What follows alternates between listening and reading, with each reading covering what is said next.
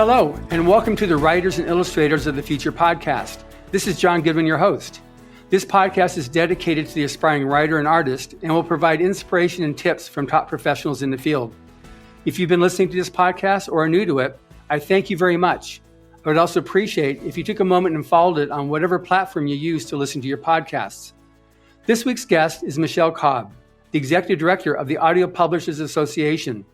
I first met her around 2008 or so when she was with BBC Audiobooks, which became Audio Go. She is the Director of Audio Publishing of LA Theater Works, which frequently brings her to Los Angeles. In addition to being the Executive Director of the Audio Publishers Association, she is the publisher of AudioFile magazine and has become, for all intents and purposes, the spokesperson for the audiobook industry. Welcome, Michele. Hi, John. Thanks for having me. Yeah, when you agreed to do this podcast interview, I was really excited about it, but I went back and it's been 2008. It seems like a lot longer, but that's still 13 years. It's true. Yeah, that's when we started our program. And then I would meet you several places at conventions. You were at the library shows and the book shows, and we'd always run into you. And how old is your daughter now? 13. Yeah, so she was just born, and you were carrying her around as a baby, going around to all your different meetings, and you'd have her there in your booth there, and we always come by to see her and just watch her as she grew up throughout the years. So pretty amazing. So how did you originally get started with audiobooks? Well, it's a funny story because I actually was a listener. I worked in theater and did a lot of traveling all over the US and Europe, doing different types of theater. And that meant a lot of driving. So I got into audiobooks because I was driving so much. And part of that, I was driving with a touring partner, and I didn't love his music and he didn't love my music. So we really needed audiobooks to prevent fighting. And then when I moved to Los Angeles, I answered an ad for LA Theater Works and did some evening work selling tickets to their live performances, which are then recorded and become audio works. And they said, hey, you seem to know what's going on. Would you like to come join us? And I did.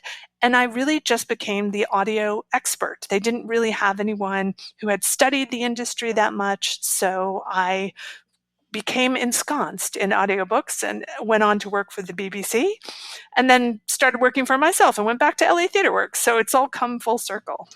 Yeah, but then you've become, like I said, you've become the voice for the audio industry just with, I've seen you all over the place, but involved with libraries, and we used to put on shows together at the library shows, which was a lot of fun back in the early 2010s or so.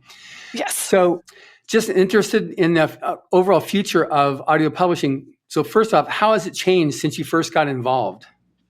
Well, when I first got involved, one of my first jobs at LA Theater Works was packing cassette tapes and mailing them off to libraries. So, I saw the transition go from cassette to CD and eventually into digital. And now the industry is very much a digital industry. We've been doing it for more than 20 years. So we're experts in things like metadata, which it took a little bit longer for ebooks to catch up to that. It's been amazing, and there's been so much growth. When I started in the industry, I would have to explain what an audiobook was. And you can say, books on tape, when you go to the library. Now I just say, I do a lot of work in audiobooks, and people tell you what they're listening to. So it's become more ubiquitous in terms of people actually participating and using the format.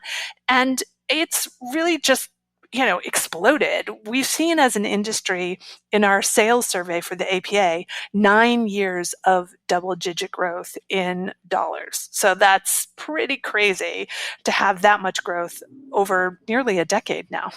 That's amazing. And what's really amazing with that too is that I think it was the audio portion of the overall book sales that caused the book industry to be showing in the black a couple of years ago. Maybe it was also this past year too. Yeah, audio has definitely been the growth area for publishing. So we were also really well set up for a change in the pipeline, which happened in the last year when suddenly, you might not be getting a print book in the mail as easily, and you might not be able to go to your local independent bookstore to buy a book. So we were already a digital delivery system for books, and that continued. And what was amazing for audiobooks is that we've been recording a lot in homes. So the pipeline to produce continued on as well in a way I think people didn't expect. Not everyone had a home studio. There's still a lot of books that are recorded in professional studios. And we found that balance and made the changes that we needed during the time when we were essentially locked down. Yeah, that's something I wanted to check out too, is just the change in audio publishing itself, because you talk about home studios. Yes. And there's also ACX, which now is this whole thing that Amazon is, or Audible, I guess, is the one that set up originally. Is that right? And then it went, when they got bought by Amazon, then it just became the Amazon recording platform. So it was set up as the the Audiobook Creation Exchange in 2011. And it's one now of multiple platforms where an individual author can go and essentially do it themselves. It provides a way for a rights holder to get connected with a studio or a narrator or a combination of a narrator and, post-production. So it's really a way to ensure that you can produce and distribute your audiobook. And it was the first in 2011, but now it's one of multiple options. So you, as an independent author, don't have to be afraid about getting your title produced. You can do it yourself. That's way cool. So now make sure you got this straight so that other people listening can also get it straight too, because we have a lot of writers and aspiring writers listening to this show. So a person can they have their own intellectual property, their own IP, and they can then go and record it themselves, or can they then go, is there like a catalog? I'm going to get this person to record it and then to offer. How's that work? Sure. So there are a couple of options. If you want to go record it yourself, and let me first warn you, it is not easy. So everyone thinks that they can do it. And let me tell you, it takes a lot of skills. There are a lot of big name actors who are great on television and film, but really struggle in the studio when having to read their own words because it's a very different skill. So someone who is an author who isn't necessarily a performer, it can be a tough transition to record your own words. If you do want to record your own words, I highly recommend that you go into a professional studio and work with someone who can help you through the process and who knows all the technical requirements. If you don't want to record it yourself, but you do want it recorded, you can go into a platform like ACX or Findaway Voices. You upload your book in the print format, and you can pair yourself with a narrator or a studio to help you produce it. So there's all sorts of different options, but it's all very easy to do in that format. That's great. So now on doing this, because I know people will be interested in this because it's, as an intellectual property, it's something that can then further how to make money. So how can you generate more income off your IP? So I know with books, when you go with an indie, you can get up to 45% of the income from book sales. You do a lot more hustling for it than you do with a big publisher, which is maybe 10 or 15%. But how's that work now with audiobook publishing? Because I don't know what the numbers are. So if you're doing it yourself, it depends on which platform you distribute from. So each of them has their own network of where they're going to distribute to. And it's very, very clear on their websites what royalty percentage you will get as the author. If you are selling your rights to an independent publisher, one that just does audio or one that does audio and print that's looking for some additional titles to record, that's a different percentage, and you're kind of selling a sub-right. So if you do it yourself, all the royalties are coming to you based on whatever the deal is with the distribution platform. And if you are selling to a publisher who's an audio publisher, they'll provide you with a royalty. Okay, so now with someone who's like an aspiring writer or a writer who's got his first book out there, is there a best practice on how to go about doing this thing here? Because a person can come in, I can read. So a person might have their own idea, maybe they had a dream and they thought, I can do this. but then they haven't quite touched on reality. Is there a best practice on how to move into the industry as an author? Yeah, I would say the first thing is, if you really want to read it yourself, first go sit in your bathroom for an hour and try to read your own book. And if it's a struggle to get through things, it's probably not for you. In that case, I would say then go ahead and check out a place like ACX or Findaway Voices, where it's one-stop shopping. You put the text in, and they can help you produce it. They can help you find a narrator. You can do auditions. There's a whole way of that. If you decide you want to record it yourself, go find a professional studio. So the Audio Publishers Association, where audiopub.org, has a tab that is about, and on there is a getting started page, and that lists all sorts of studios all over the US and Canada and the UK. So you can find a studio in your area that can help you with that. That's great. And then do you also list on your webpage, do you also list like narrators? We don't list narrators, but what we do list are a couple of guides for people who are authors, things to think about when you are deciding how to produce your title. And there's a list of different distributors there. So you can make your book one place, make your audiobook, and distribute it elsewhere, or make your audiobook via one method and distribute via one of these companies. There's lots of different options. So if you're thinking about an audiobook, I highly recommend taking the time to go to that page.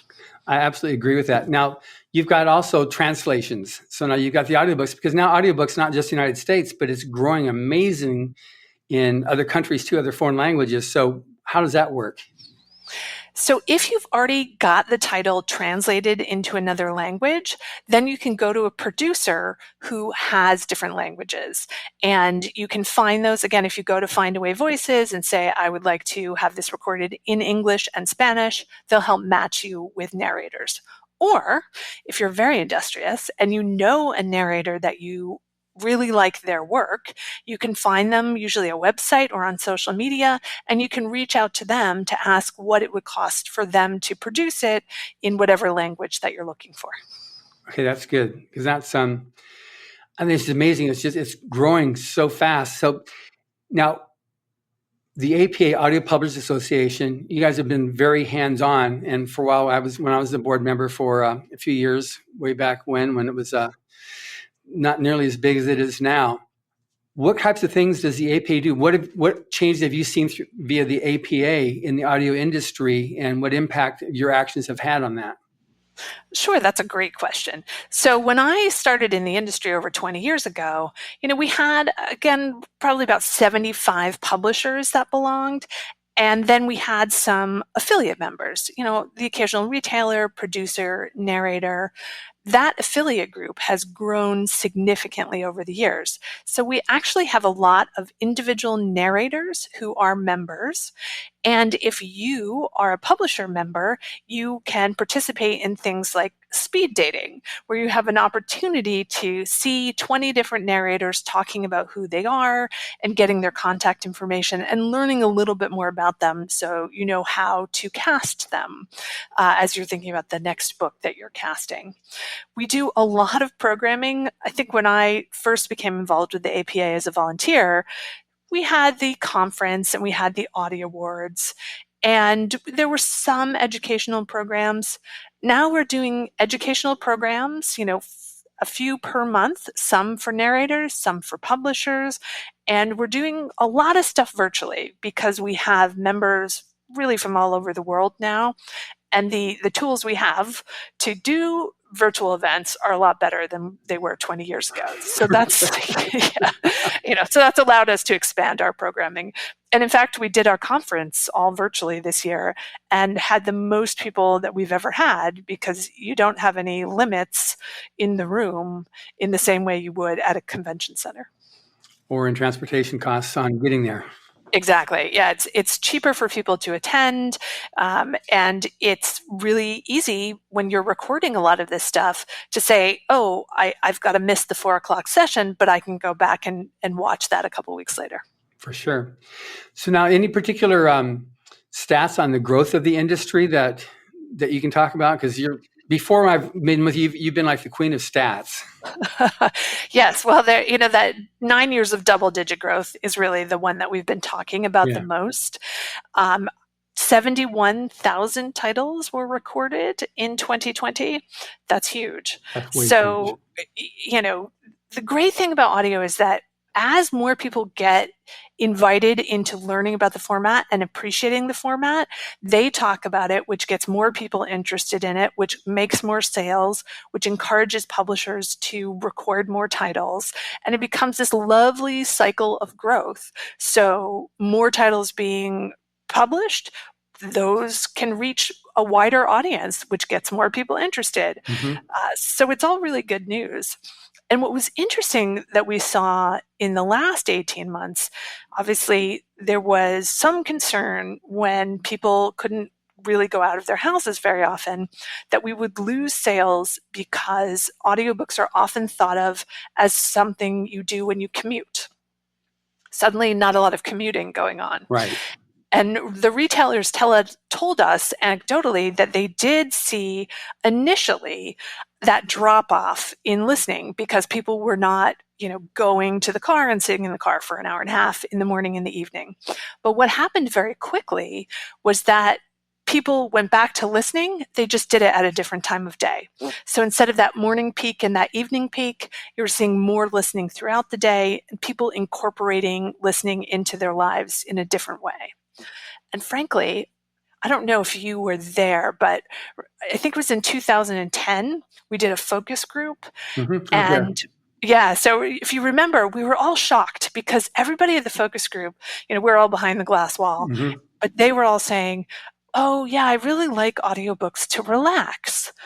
And all of us who work in the industry were like, we relax? No, we're doing it while we jog. We do it while we do the laundry. We're doing it while we're driving. We thought of it in a multitasking capacity. But the listeners were telling us at that time, no, I just like to do it as a way to read that doesn't use my eyes. And what we saw in the pandemic, when suddenly we're all on Zoom all the time, a lot of people were saying that they were choosing to listen to audiobooks just to get away from screens. It's great for kids, right? If you're on Zoom all day for class, but you still want to read a book, it's a great way to just shut your eyes and relax. And for years, our surveys have told us that people are just sitting around and listening. We didn't believe them at first, but I think we're finally convinced now. Absolutely. That makes sense too. Also, just all the various, because of the relaxing of the audiobooks, just the stress of the pandemic too, just, the worry and whatnot, and just anybody that makes the mistake of checking into the news regularly just keeps themselves constantly embroiled in all the worry. So it makes a really great way to just disconnect from that, and audiobooks actually tend to transfer you to another time and location better than just reading a book can as well. Absolutely. You've got the narrator helping you through the words as they're performing them. They're adding a layer. You've got a lot of things like full cast recordings where you've got sound effects and music. Those things I actually don't like to listen to when I drive because I'm like, wait, was my phone ringing? Was that a gunshot? But those are really great for listening and just sitting at home and sort of having that experience in your ears. So it's been a fight between what's the number one location for listening between the car and the home.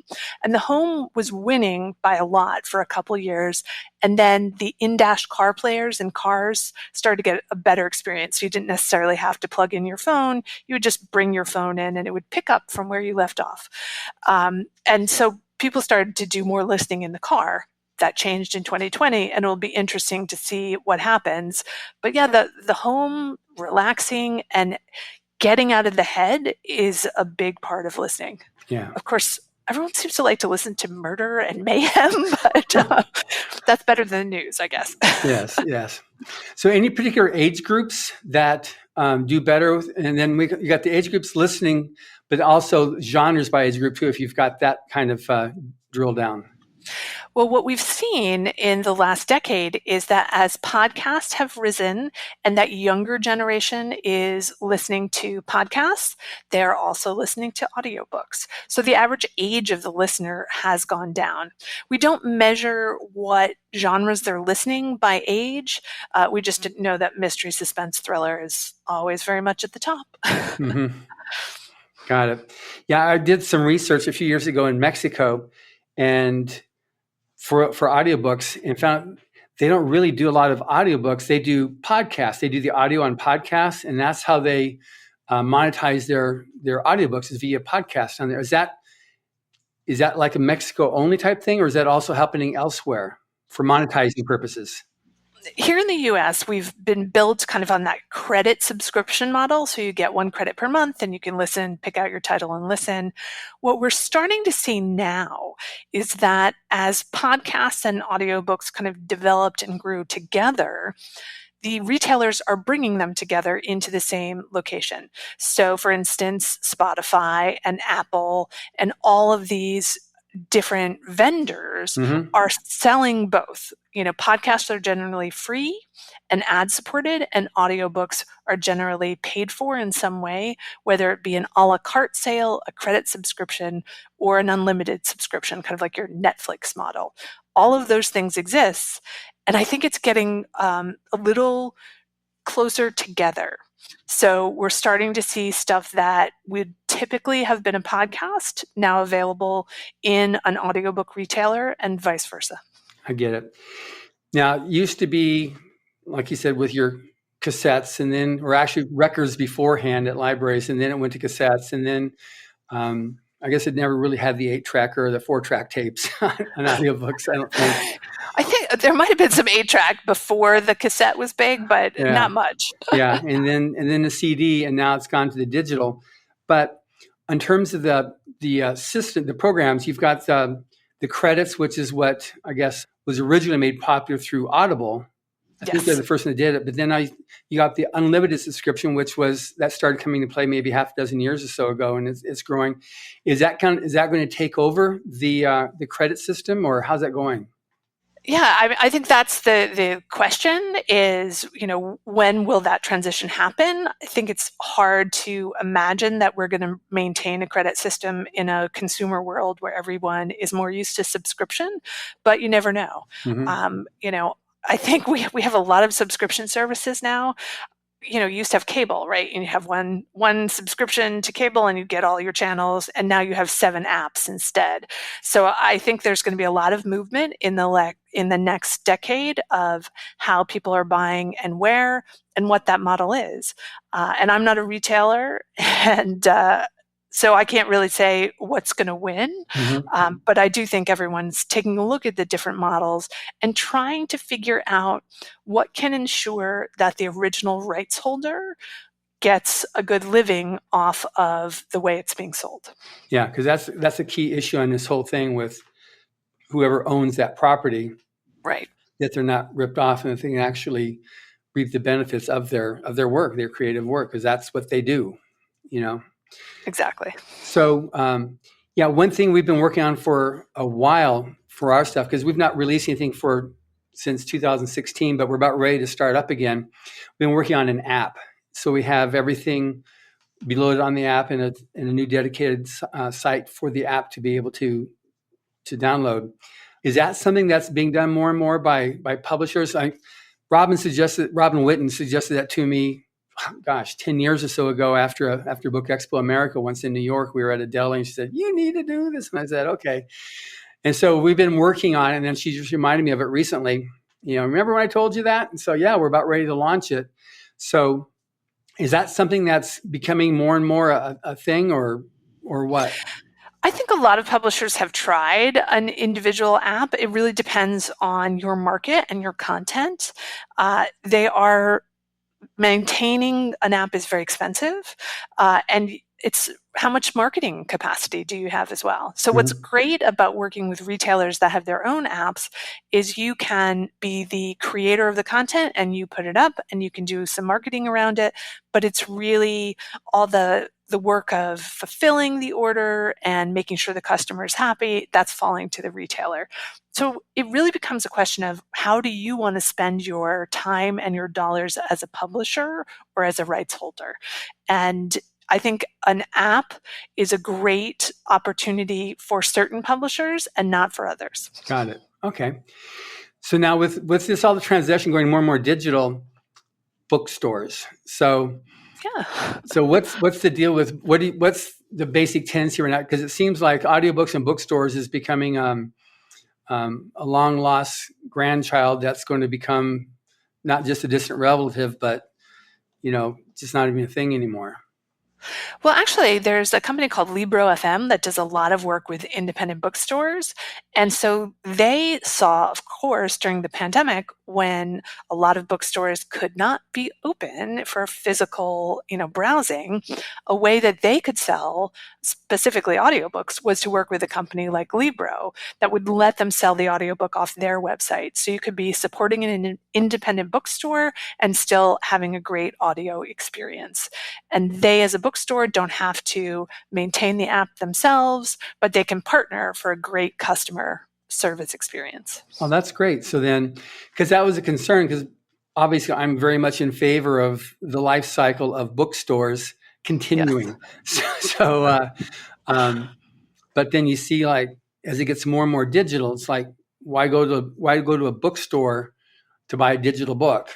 When you can just click a button, you download it from whatever you use as your favorite source. It's true, but who doesn't like to browse, right? I wanted to buy an office chair the other day, and so I went into the store, I looked around, and got a chance to sit in the chair. It's the same with the book. I like to look at the cover, I like to open it up, and then, I might just stand in the store and buy the audiobook digitally right there. That's a good option. So can you get it so that the store gets credit for it? Oh, yeah, exactly. So you basically are going to the store's website, and although it's back-ended by Libro FM, the store is getting a portion of the sale, and you're supporting your local bookstore even as you're listening to an audiobook. That's a great data to have there. Let's see now, Audible became the big gorilla in the industry. How is it evolving now? Because there's been a lot of other players and working hard to be able to fight the fight, and so now they're standing up now in the field of competition. Yeah, so I always talk about 10 years ago when I would put up a slide at a presentation that I was doing, say it would have Audible and Overdrive. So Overdrive in the library market and Audible in the retail market. And now when I put up that slide, we have 40 different logos on it. And that's not all of the different retailers for the library and retail market. So there are a lot more options for people now. As the market grows, it gives an opportunity for more retailers and library vendors to get involved. And they're seeing the growth of audio, so they are getting involved. That's great. And where would a person go to find that? Because I know if you just Google audiobooks, it'll have like the top 2 or 3, but you said 40. I wouldn't see that looking for. Where would they go to be able to find these different vendors? Sure. Well, of course, Googling is one way. Checking out your local library. A lot of these vendors are international. So if you are in a country like Sweden, you have the option of Storytel. But really, checking out your local bookstore is a great way to go, because then your local bookstore is getting a portion of that. There's audiobooks.com, there's Downpour, there's, lots of different vendors for your library market as well. So I don't know a good way to get a list of those vendors in particular, but keep your eyes peeled. Yeah, because some things you just get into the habit of, okay, if it ain't broke, don't fix it. So you just kind of like, I'm still just doing the way I always get my books or my audiobooks, and it's become very easy. But it doesn't mean it's the best. Right. And now with places like Spotify getting into the audiobook market, so you might be there as a music listener and not someone that's listened to audiobooks and run across an audiobook. And so the fact that more retailers are making audiobooks a part of their offering means that you'll be able to find audiobooks in more places. And again, if you're not an audiobook listener currently, you'll have a chance to have more exposure. That's good. So, what can the Audio Publishers Association do for an author who would like to see their work made into an audiobook? It's like, we talked about it a little bit, but just straight point blank. So should an author become a member, an associate member, or what can they do to better utilize that resource? Well, first thing, and it's free, is go to that Getting Started page and start figuring out how you want to be involved in the audiobook industry. It's not particularly expensive to join, and by joining, you will have access to educational events that we're doing and to the full research so that you can see what's going on in the industry. You also get discounts to the conference and to the very important Audio Awards if you want to submit your title to be considered for an award. So it's not a huge lift to become involved in terms of dollars. And then there's plenty of networking opportunities. So you can meet narrators, you can become involved in a committee and get to know people. And I found that we are very collegial as an organization, as an industry. So getting involved and coming to some events is a great way to gain knowledge, to meet other people, and to develop a circle of people who can help answer your questions. That's great. Now, you have every year have your annual, the APAC, the Audio Publishers Association convention or conference. Conference, yes. So is that going to be now both in person and virtual in the future? So in 2022, our plan is to do an in-person conference in New York in early March. We don't know beyond that. I personally think that there's a lot of value to having some years be a digital conference and some years be in person. It's a different experience, but it's certainly equalizing to be virtual. The networking isn't quite as good. So doing both seems to be a good idea. Ultimately, it's up to our board of directors to make that decision, but that's certainly my recommendation. And we're a small staff, so doing a hybrid show is probably not a great option for us. Right. You want to give our time and attention to the one experience you're having at that moment. Right. Now, do you record the individual panels? Because sometimes there's really good panels that would be appropriate for somebody to listen to. We do if it's virtual. We don't in person, in large part because of the venue that we've been using that has not been a great option or experience. And frankly, it's very expensive. Yeah. We've tried to keep the cost of having the conference be reasonable. We all know that costs have been going up this year, so it'll be interesting to see what price point we have to come in at in 2022. But because the other thing that we're really striving for in person is an interactive experience, I don't find that those do well when they're recorded, right? So, again, it's not something that we've been recording except when we do it virtually. Right. Okay. And we do a lot of virtual events now. Yes. And if you join, you have access to everything that we've recorded in our, the back end of our database. Yeah, for sure. So now on the you're also the publisher for Audiophile Magazine, and looking there about, and it has Michele Cobb, and it has your favorite audiobook is Blindness. Yes. So how is it that's your favorite audiobook? So it's a book that has very, very little punctuation, and it's not one that I find is easy to read with your eyes. So I happen to decide, I'm going to listen to this. And it's a fantastic listen. Jonathan Davis, who narrates it, does an amazing job. And it was one of those books, it's not particularly long. It's maybe 6 or 7 CDs when I listened to it. And I didn't want it to end. So I would listen to it for like 20 minutes, and the rest of my drive to and from work, I'd turn it off so that the experience would last a little bit longer. Well, that's quite a testament then to the quality of that story then, that would have you it's a great book. Sacrifice to do that, to make it go on. So what do you see as some of the biggest moments in the audio industry? So, either from when you got started or even that led up to something that you learned about prior to your starting, then however many, if it's 5 or 10 or 2 or whatever it is, any particular big moments that you've observed in the audio industry? Well, that transition to digital, we got kind of a slow start, but when the iPod came out, that was a big driver of getting people to listen. And then if you start to look at where audiobooks again, really found a rise, it was right around the push around the smartphone. So suddenly, I who travel a lot did not have to carry 12 or 16 CDs with me. I'm carrying a computer in my hand and I can have 12 or 16 audiobooks on it, no problem. So that's something that I think has had a big impact.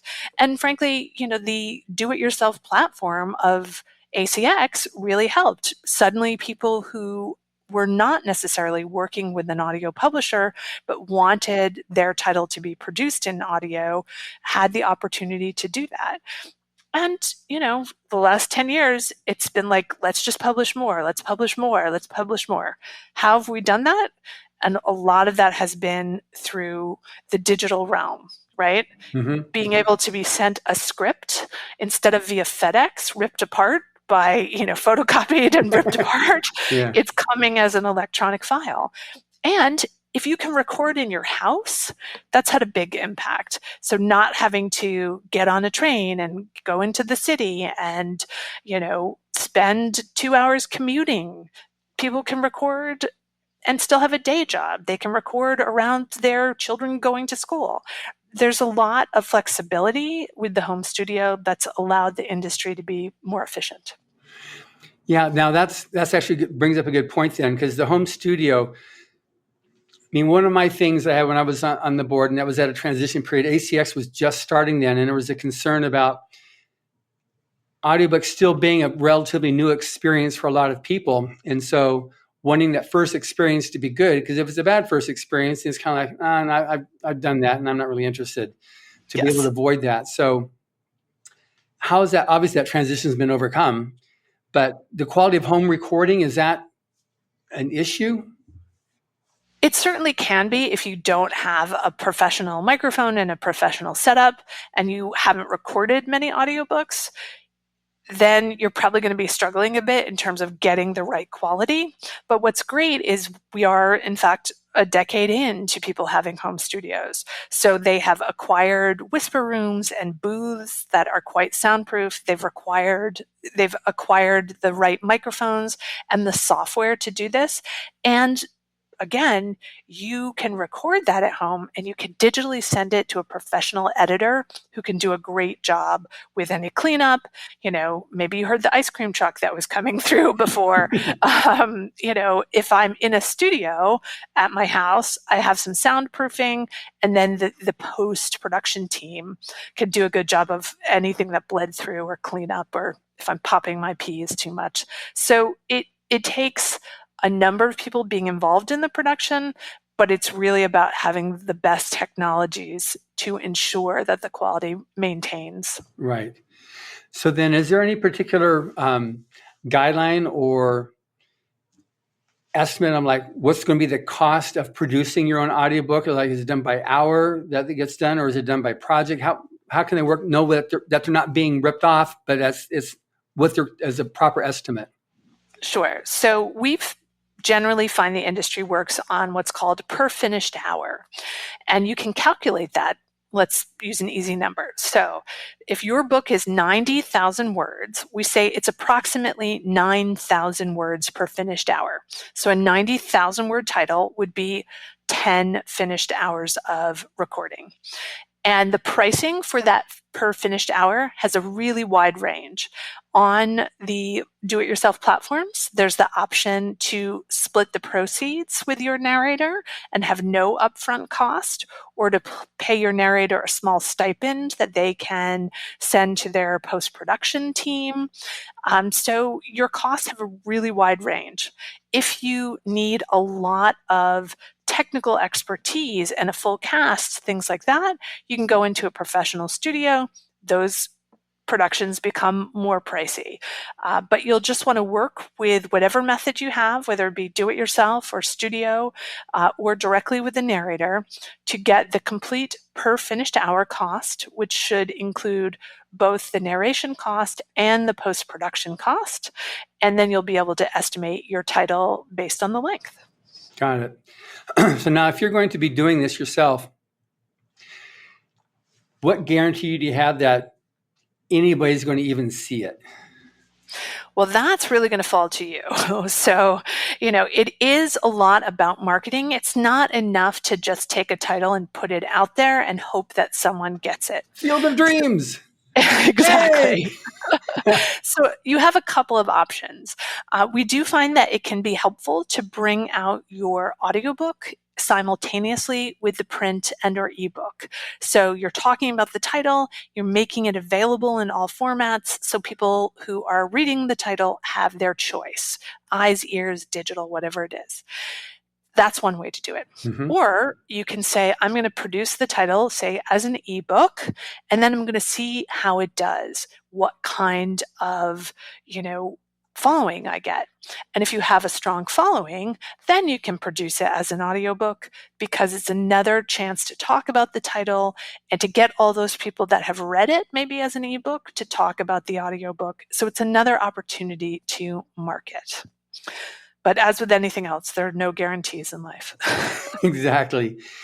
So now, anything else? Because I quickly divert us over here, but any other big momentous moments in the history of audiobook publishing?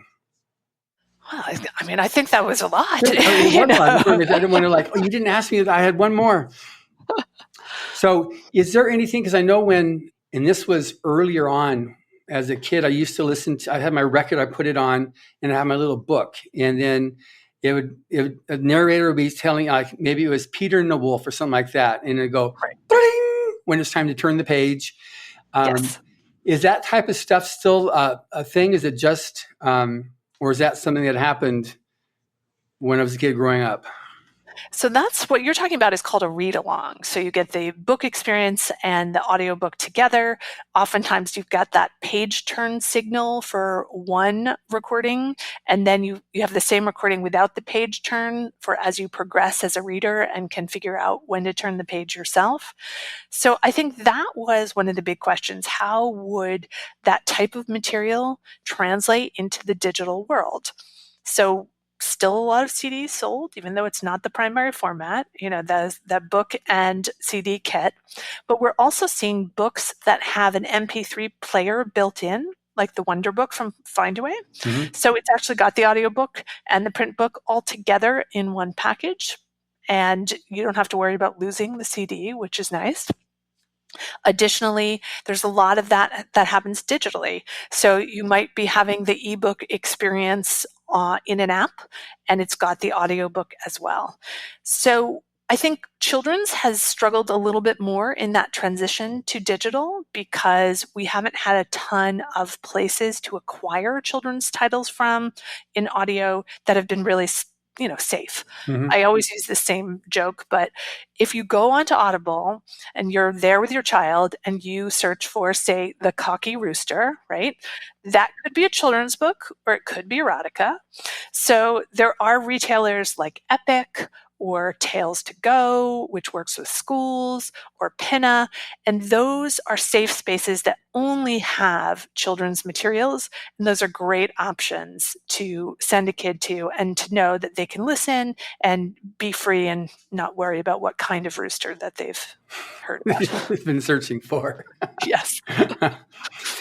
So one thing I was curious about is, again, moving forward with audios, is there anything that's been developing with, you got the audiobook, but then going into the visual? So you start off with the audiobook, but then it actually either CGI that automatically gets triggered by sounds, or that makes a video experience as well as audio experience.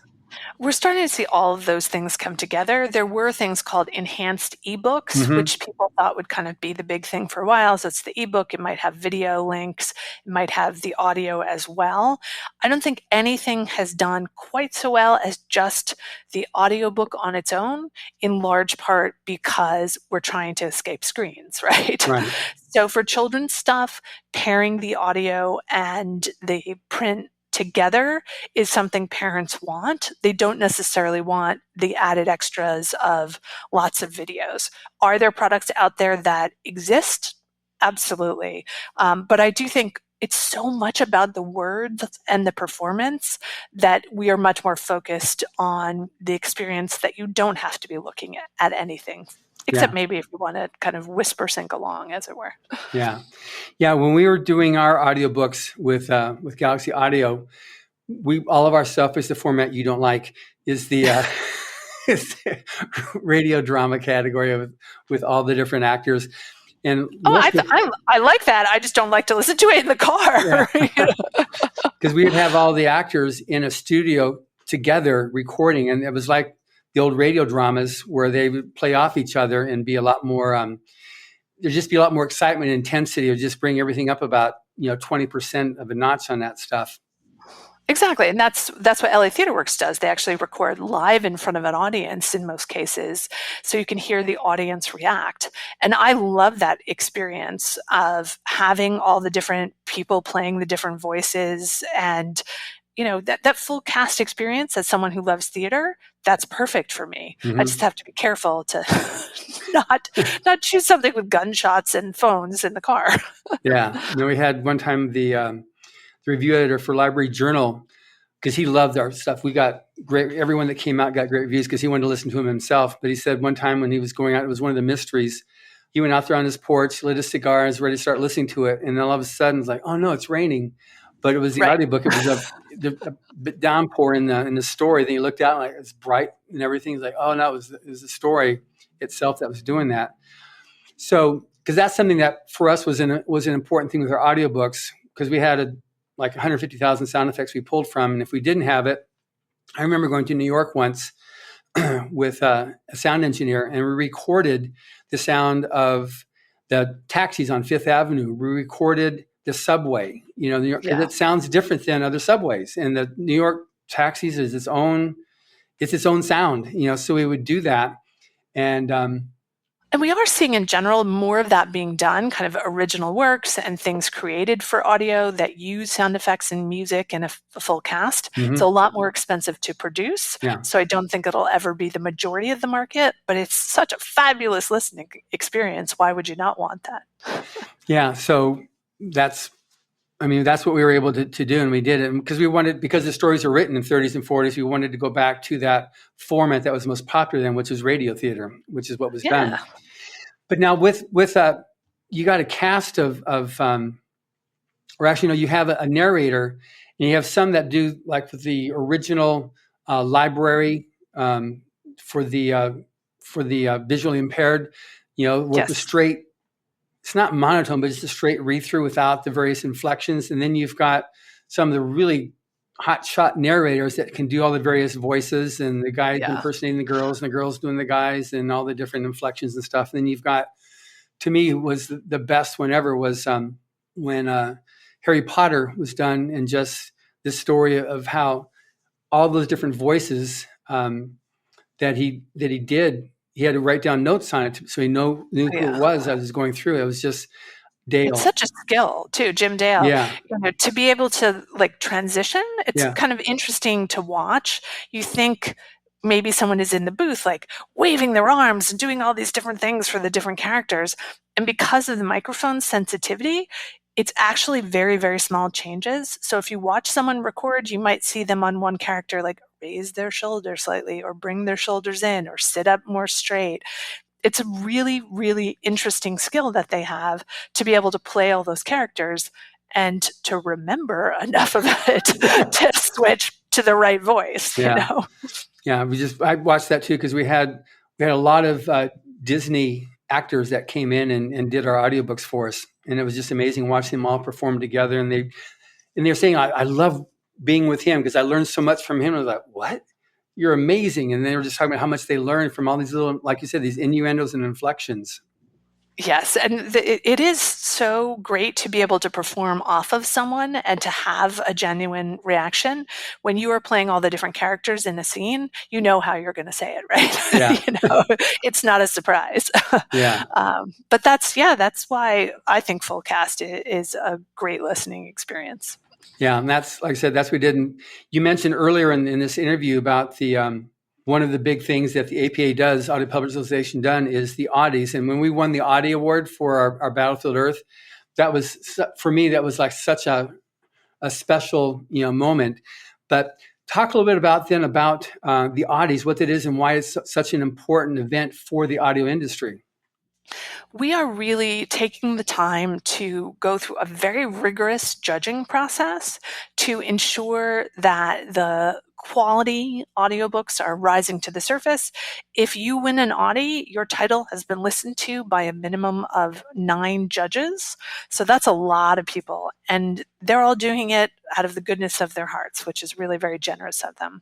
But it gives us an opportunity to recognize the wonderful marriage of great text and beautiful performances, and to highlight the work that we all do every day, right? It's not just enough to say, oh, we've recorded all of these titles and we've put them out there and consumers have liked them. You want to be able to celebrate which titles have stood out in some way and to recognize all the millions of hours that go into producing anything. Even if it's not an award winner, someone has spent time lovingly crafting this title. So we do want a chance to take a moment as an industry to celebrate each other. And not everything is going to be a nominee or a winner, but we're really celebrating all the work that everyone does together to keep the industry growing.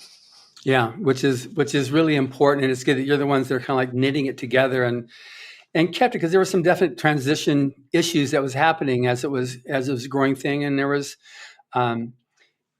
it just needs someone that can actually guide the ship to keep it going forward. In fact, I remember it's been several years. You came out and you presented an award on behalf of, I think it was Audiophile magazine, to L. Ron Hubbard for the audiobooks, and in celebration, I think it was the 10th anniversary of the release of our Stories from the Golden Age. That's what it was. Right. Yeah. And it was great. I'm glad you were able to come here and see our offices. But we were trying to do something, because at that point, the full cast, the radio theater was kind of a new thing getting into. There wasn't a whole lot done, because you said it was expensive, and it is. But we had so many, the fact of the reviews and the awards paid off on that thing, because it definitely was, and they still do really well as audiobooks. But that was great when that recognition that the both Audiophile and the APA is able to make towards audiobooks, because it helps to grow it. I know Robin used to tell me earlier on, the high tide raises all boats, and that's been being said by people for eons. But she was the first one that said to me where it actually impinged. I went, wow, that's really good. So that's something that the APA has very much been a key part of. So you've grown it quite a bit since you've been the executive director. You went from being president to executive director. So president was a voted in thing, and executive director is now there's all the glory is all gone now. Now you're just do all the tasks. The president can come in like, okay, everybody, let's cheer. And now the executive director is there when it's making sure that the script is ready and that here's all the stuff, and make sure everything gets out to the votes and stuff like that. So what types of things do you see is going to be happening down the road that you've got planned for the audiobook industry?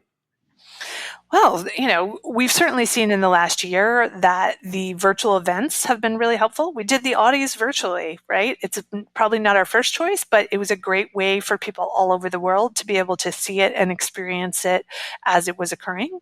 And, I think in general, what we are trying to do, and we're a team, like I'm not on my own by any stretch. It's 3 part-time people who are working together with the volunteers to say, okay, what needs changing? What do we need to be reactive to? So something that we've been working on the past couple of years is that more authentic voices were needed in the industry. So we've been working on diversity, equity, and inclusion initiatives, because one of the things was people didn't necessarily know that audiobooks were an option. We'd probably been helped by the pandemic there, right? Because actors who were normally doing stage or film or television, they looked around for the past year and was like, what am I going to do to make a living? And one of those things that you can do to make a living is set up a home studio and start recording. You can still do a television job or a theater job and then come home at night and record for a couple hours. So there's an option when other things are not happening to be able to make a living. And we've started to, it's been a number of years now that we've been trying to go out in the community and invite people in, but it really has accelerated as people realized, I'm a performer. Is there another way for me to work that doesn't involve me leaving my house? Audiobooks are great. Great choice. Absolutely. Now, you said there's like 71,000 audiobooks produced last year. Yes. How many of those were like home studio versus the big publishers, the audio publishers? We don't measure that because we're a trade association and because we have antitrust issues. Everything for us is aggregated data. And also we don't ask the publishers how many were recorded in a studio versus how many were recorded at home, especially in the last year. Probably a lot more were recorded at home than in the year prior. Yeah. Okay, but the quality is definitely increasing on the home studios, and that people, it's to put together a home studio, is that they're talking like $10,000, $1,500? Yeah, it really depends on, what your area is like. If you are in a city, you're going to need a higher level of sound protection than you are if you live out in the country where there's no one around. Mm-hmm. If you live in the suburbs and your neighbor likes to mow their lawn a lot, you might have to have a higher level of sound protection, or you might be choosing to record more when the dark, when it's dark, so that you're not hearing those things. It's not just about the booth, but also the microphone and the software. So many people used Pro Tools for a long time. We now see different softwares that are not as expensive, like Audacity, used to record. So I recommend, if you're thinking about setting up a home studio, you work with an engineer who understands the placement of the microphone and the soundproofing to really set up what's going to work best for you. Original home studios were people in their closets, and we certainly heard some of that in the pandemic. Not the best choice, but sometimes you just have to go with that, Yeah. Does GarageBand, is that something that gets used, or is that Yeah, so all sorts of, all of the different programs get used, and everybody has their comfort level. I would say if you are technophobic, this is not the job for you, because you do have to understand software to a certain extent. But the other thing we saw during the pandemic was that studios were virtually going into your computer. So you could have an engineer in California and you could be at home in Montana, and they could actually be manipulating the program for you. So even if you were a technophobe, as long as you could get online and have them, VPN into your computer, then you could just do your performing thing. Yeah. So technology in general has really helped. Yeah, absolutely. And what used to be really expensive is a lot cheaper now, and the more technology that exists, the more you can actually do with pushing a button. Exactly. Okay, great. So one more time then. So for someone to find out about the Audio Publishers Association, where do they go again? Audiopub.org. Good. And then if they want to see some of this amazing publications that you produce for the audiobook industry with AudioFile magazine, they go where for that? AudioFile with an F, file, like, paper files, audiofilemagazine.com. Good. And they can find Michele wherever they go in the world of audiobooks. That's right. You might be regretting it if you Google me, but yes. This has been great. I very much appreciate this chance to talk with you, Michele. It was a lot of fun, John. It's always good to see you. And thank you for listening. Subscribe to the Writers and Illustrators of the Future podcast, wherever you get your podcasts. We've also been syndicated on the United Public Radio Network, where you can find these podcasts as well by just typing in Writers of the Future. Again, I highly recommend you read the Writers of the Future series. These are, after all, who our judges have selected as the best of the best new writers and artists. They can be found at writersofthefuture.com, at Amazon, or wherever you get your books. Writers and Illustrators of the Future are contests created by L. Ron Hubbard to provide a means for the aspiring writer and artist to be seen and acknowledged. It is free to enter and open to amateur short story writers and artists of science fiction or fantasy. Again, thank you very much, Michele. Thanks, John.